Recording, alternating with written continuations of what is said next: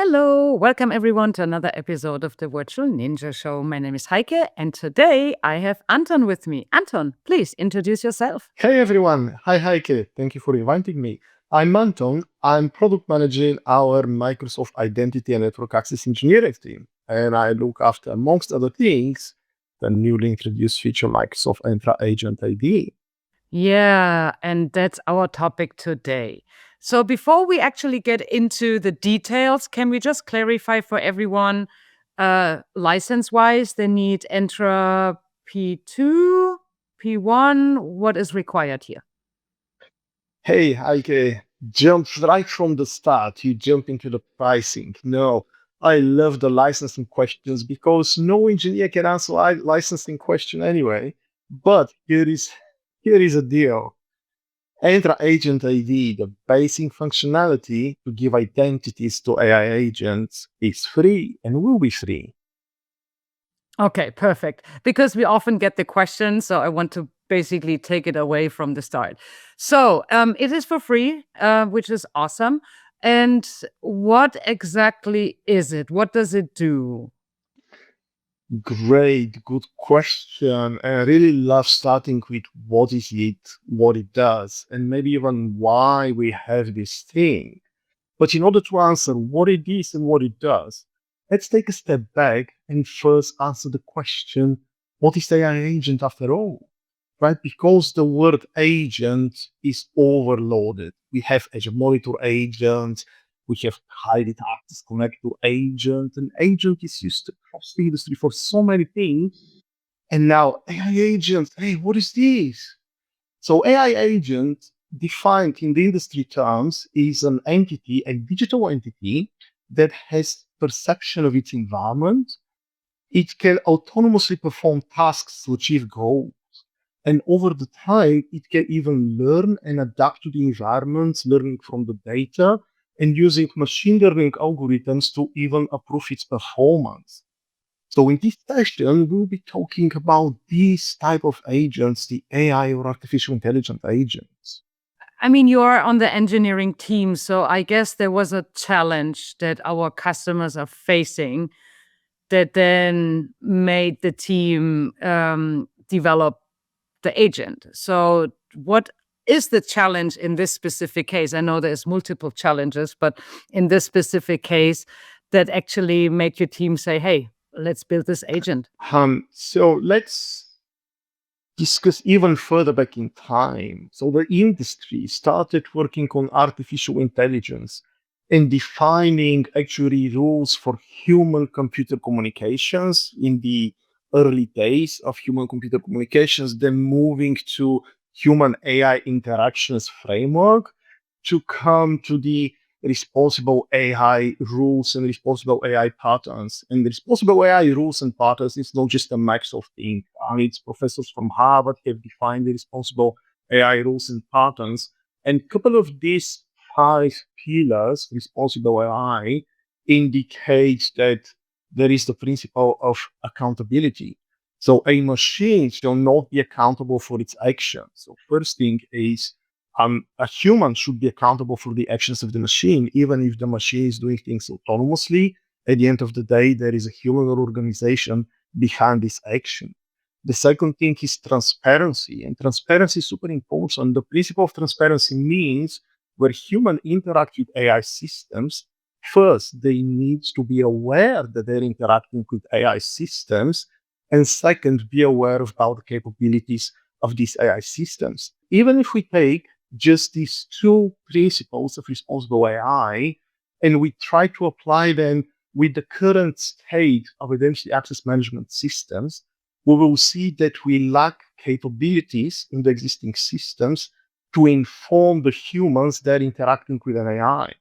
So imagine you look into Microsoft Teams and search for an individual. You find that individual, you begin chatting with that individual. How can you know that you're not chatting to actually an agent? I don't know. Sometimes I have deep conversations with ChatGPT with something, and it's like awesome, right? So you get uh, perspectives, and you really have the sense of talking to a human. I mean, dangerous, but it is actually what I do sometimes. Yeah, exactly. But to address at least the two principles of responsible AI, accountability and transparency, we at Microsoft, at least, and I hope this will be an industry wide adopted, decided to give these AI agents a new identity. Look, the industry until now, if you think about the human, nobody asked why we have a user object in a directory. Well, the user object represents the human. Um, how can we represent an AI agent? Shall we represent it by a user object?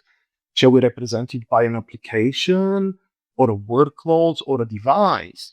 If we reuse existing entities, we will have confusion. We will not have a clear, transparent accountability. Oh, this is actually an AI agent. And exactly this is what we at Microsoft Entra Engineering introduced, Microsoft Entra Agent ID.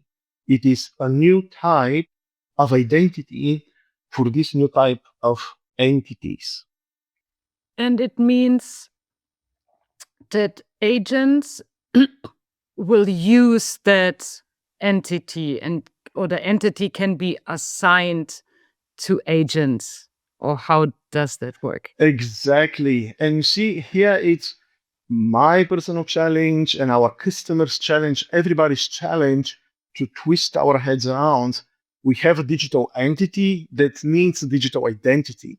Again, going back, if we are humans, of course, we are not digital. We need a way to represent ourselves in the digital systems. That's why you have the users. But now we have the AI agents. They're digital entities, just like they're not just like anything, by the way, but digital entities. And we need to give them means and ways to securely authenticate and authorize to resources, to services, and to also talk to humans. And this is the new type of identities that we introduced.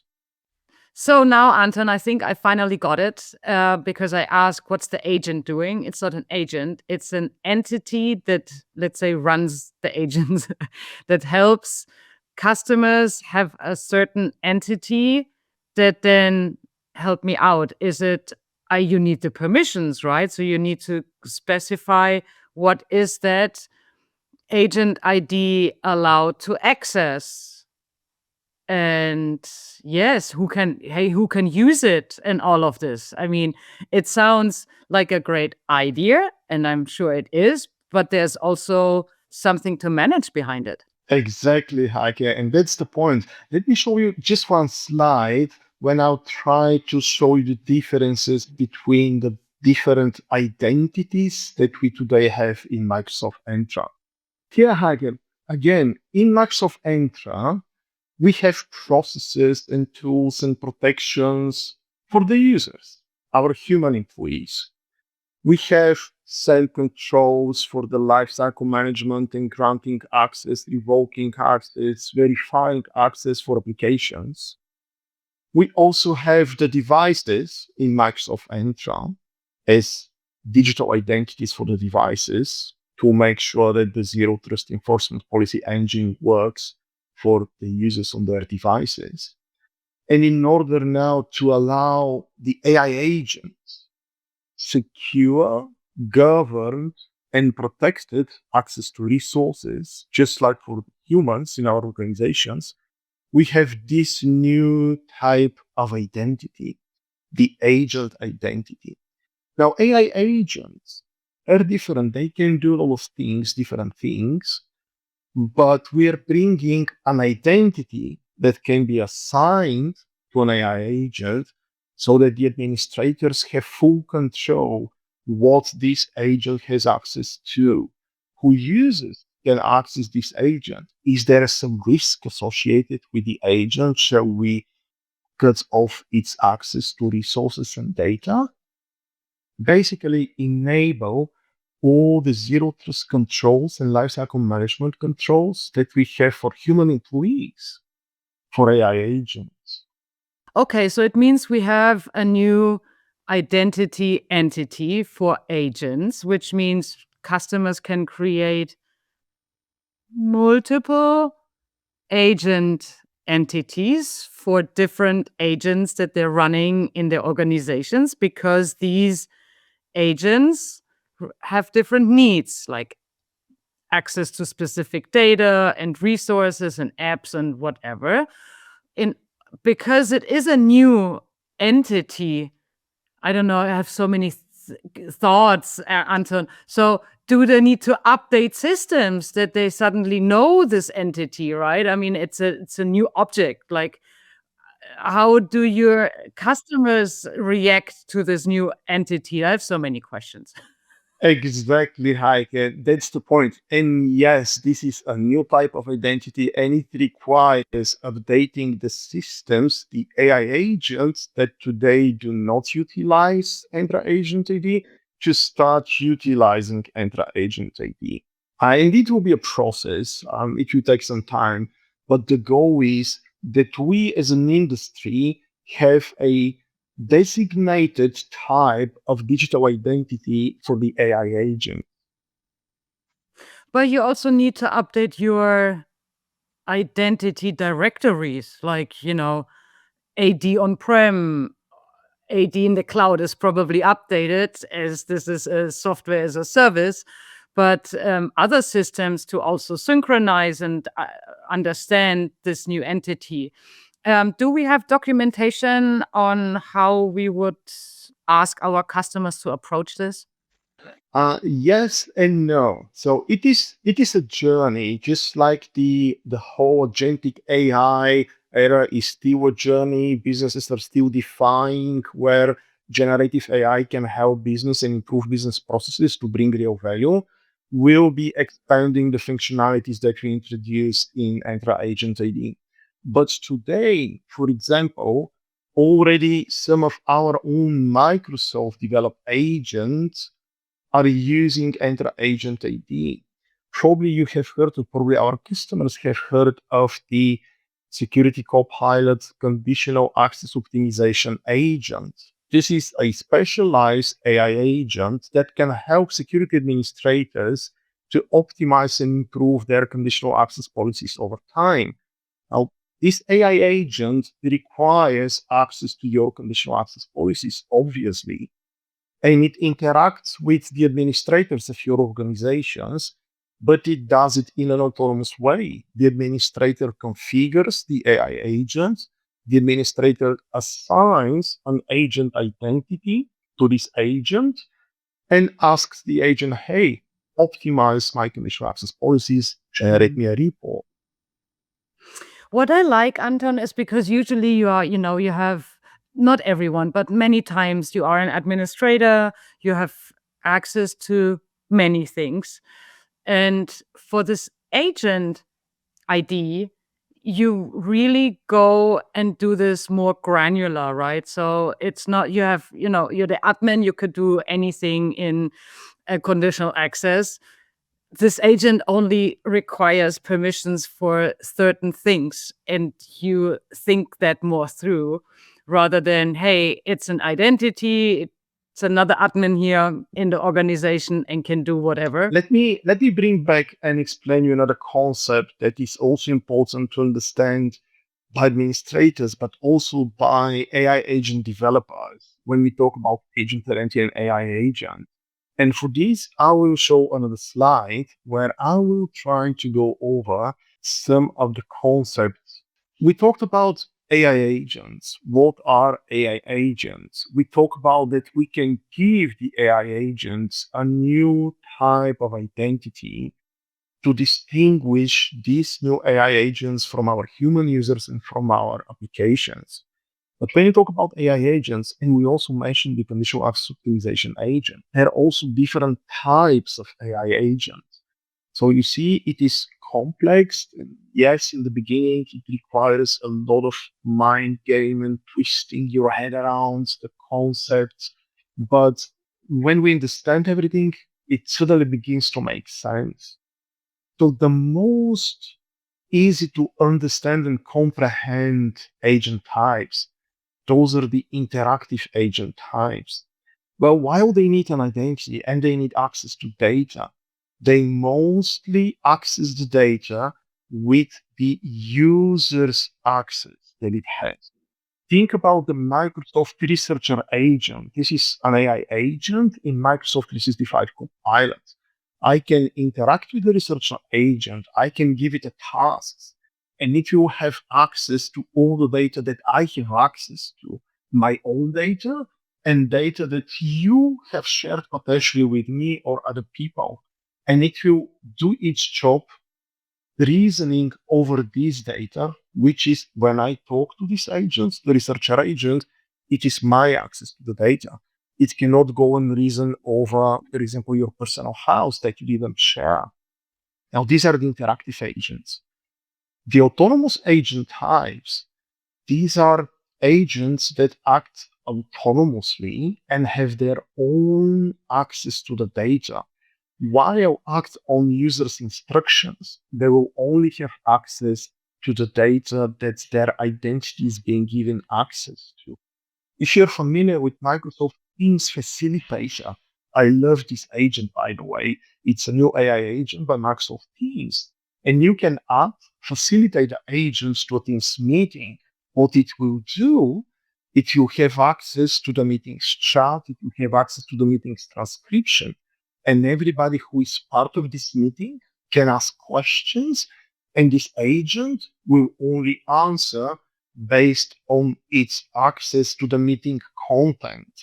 It will not answer based on my access to the data, for example. It will only have the limited access to the meeting data with its own identity, while still be capable to interact with us. So this is the autonomous type of agent. Its own identity, its own access, interact with people, but it has its own access. And the third type of agent for which I'm really excited and looking forward for industry to give us these types of agents are the digital colleagues. Now, in larger organizations, our managers or senior leadership teams, they all have their business assistant, chief of staff. They do things for them that then help them in their daily tasks. Now imagine we have a digital employee that can do this for everyone in the organization. Don't you want to have some mini chief of staff for you, managing your calendar, managing your agenda, every morning briefing you, hey, this is your day, you have this and that meeting, prepare for the recording with Anton, and calmly start your day in? Well, I assure you that we are no far away from such a reality. But these digital employees now, they will have their own access, their own data, their own resources. They will have their own mailbox, their own instant messaging channels, their own file shares. They will create files for you. They will share files with you. And this is the third type of agents. And with Microsoft Entra Agent ID, we address by bringing identities for each these distinct types of agents. For example, if you go to the users collection in Microsoft Entra Admin Center, which we can see in a Jiffy, now you can filter by agent users. And you can see that they have almost all the properties of a regular user.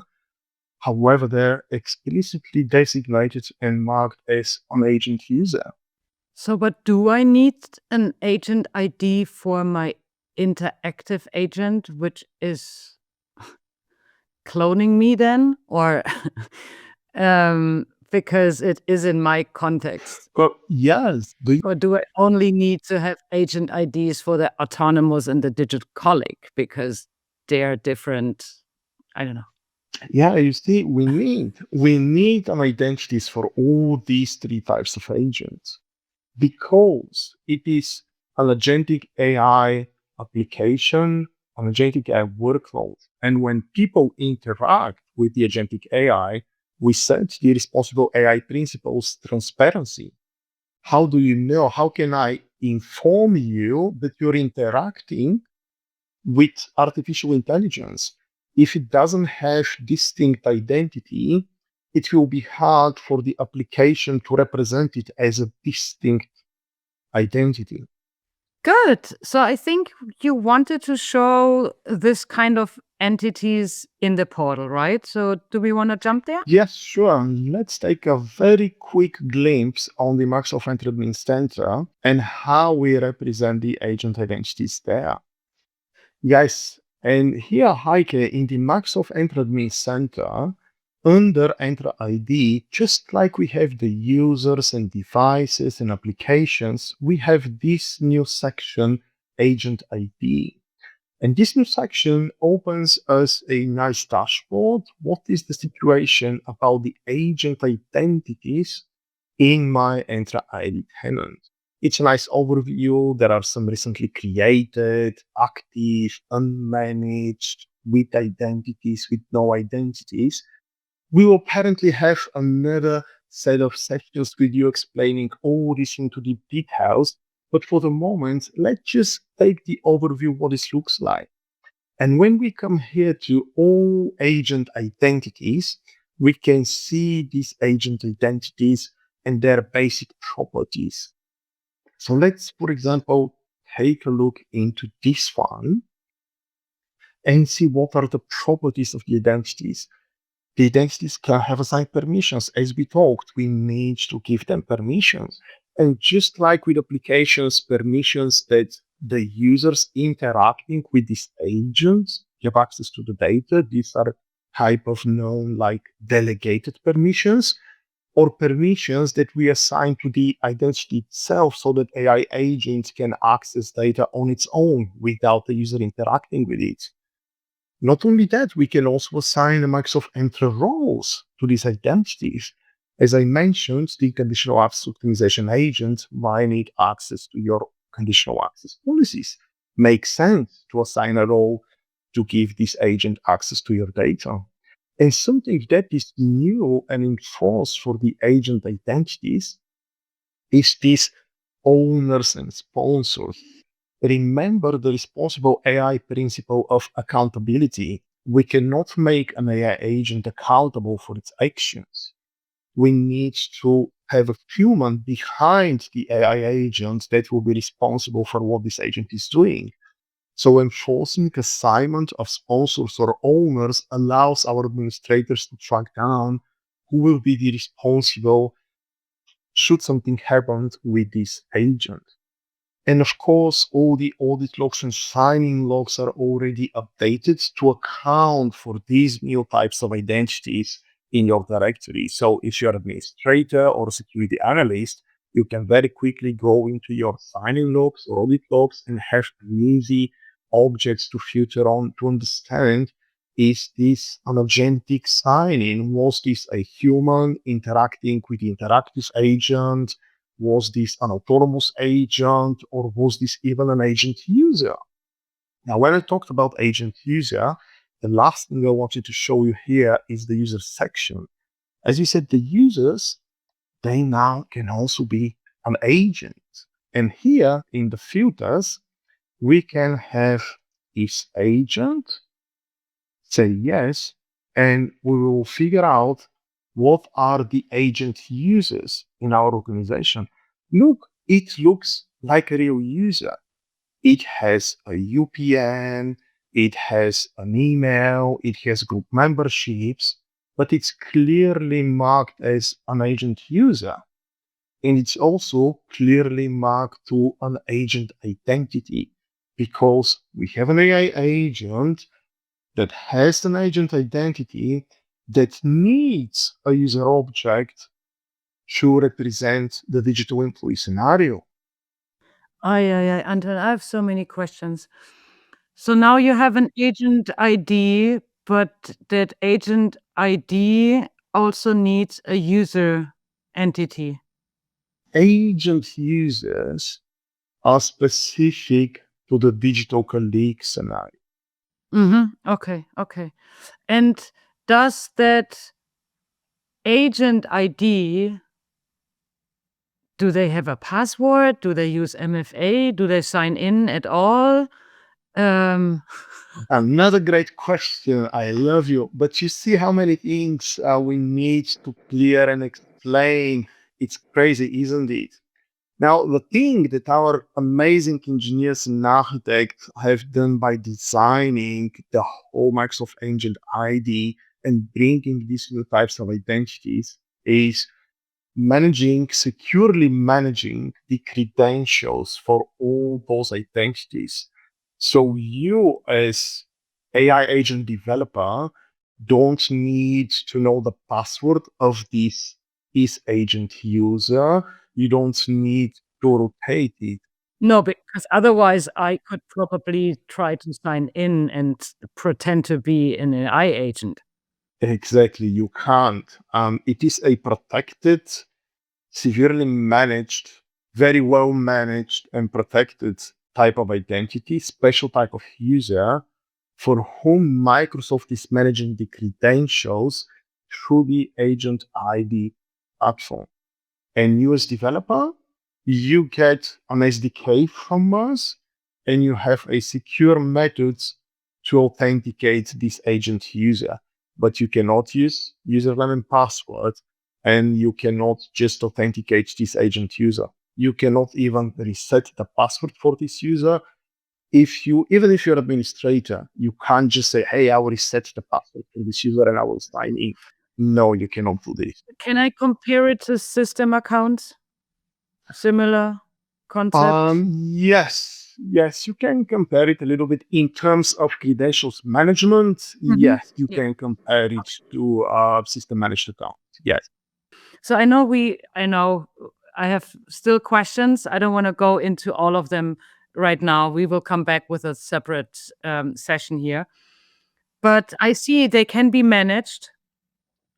Some is not managed. So it's also again for the entity or the identity team, another entity identity to look after and manage them as they do with users and groups and all of this, to make sure that they are secured and have the permissions. Is this something they do give, or is this a developer, or just from a concept wise, like, because in the end the developer needs an agent to do this, and the identity team might not know about anything of what the developer is doing. Exactly. And here is where we go into more details, which we'll cover in some of the next and the following shows. But to very quickly address your question, so yes, there's this concept of managed or unmanaged. Unmanaged apparently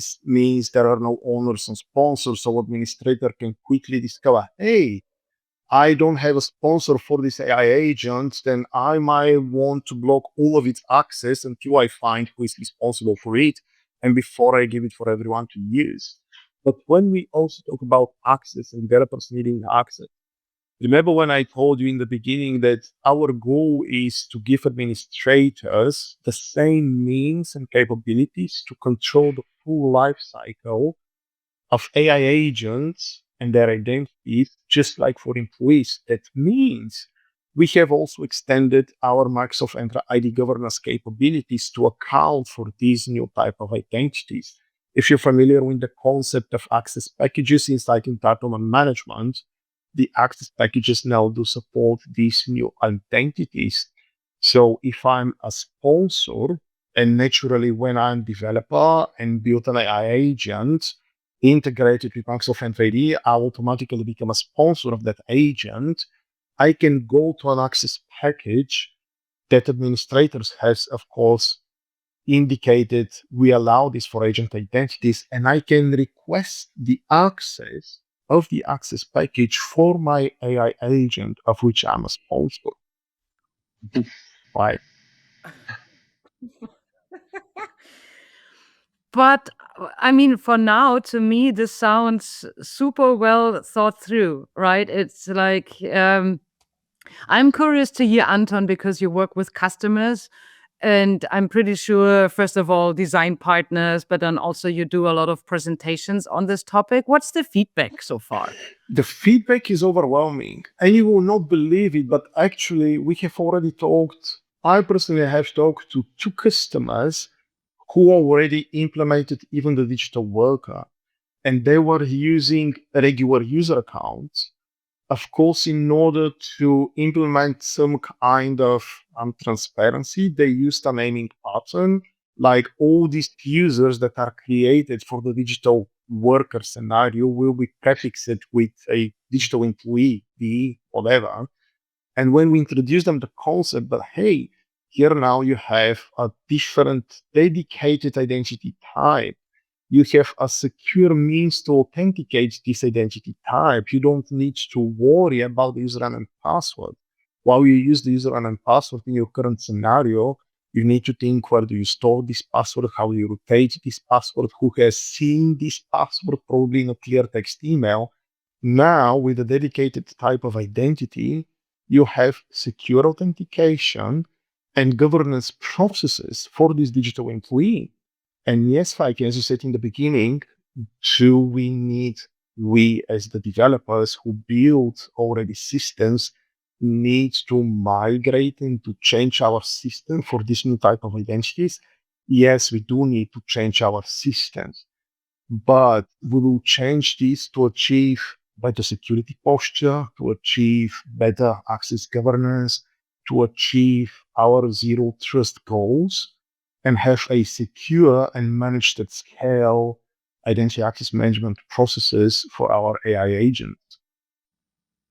So I think, Anton, when I think about my call to action for the audience is make yourself familiar with this new identity or entity, agent ID, to also see where in the future you might want to adjust your applications, so they also understand this new entity type. What's your call to action? I know I have many questions, so has the audience, and you will come back for sure, so we can dig deeper into some of the details.